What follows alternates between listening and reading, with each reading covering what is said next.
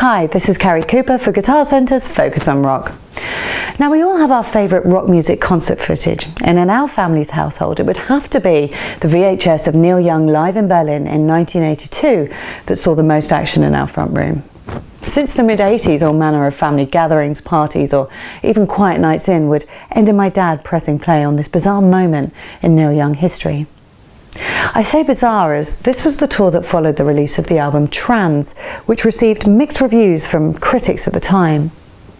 A surefire departure from his 70s material, this 12th studio album was jam-packed with futuristic references and vocal effects featuring prominently. In fact, 6 out of the 9 tracks featured the Sennheiser vocoder VSM 201, with occasional appearances from the synclavier, baffling hardcore Neil Young fans at the time. What people weren't aware of back then was that from 1980 to 1982, Young spent every hour he could developing a therapy program for his son Ben, who was born with cerebral palsy and wasn't able to talk. Much of the work on this album, and indeed the previous one, Reactor, related to that very personal work and exercises he was doing with Ben. And aside from being inspired by electronic experiments of bands such as Kraftwerk, it said the distortion of his voice in the album more closely reflected his attempts to communicate with his son Ben.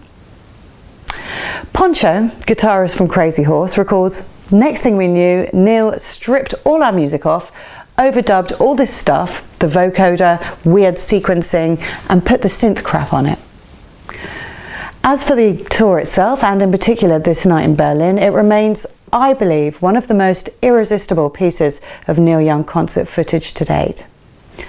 To see a forward-thinking German crowd sitting on their hands wide-mouthed during the vocoder performance of Transformer Man is simply mesmerizing. For all the talk over the years about how Neil sprang his shocking new musical direction on an audience just wanting to hear the older hits, the set list here is also a lot more varied than you might expect. You get everything from folky Neil, Old Man and Needle and the Damage Done, to full-on rockers, Cinnamon Girl and Hey Hey, My My. There are a handful of VHS copies of Neil Young live in Berlin kicking around. Certainly there's one in our family TV cabinet back in the UK. But as with many iconic moments, you can find it easily enough on YouTube today. 2 of the finest moments are his blistering performance of Sample and Hold and Like a Hurricane, played with the fierce energy and raw talent of Young and Crazy Horse everyone expected and loved at the time.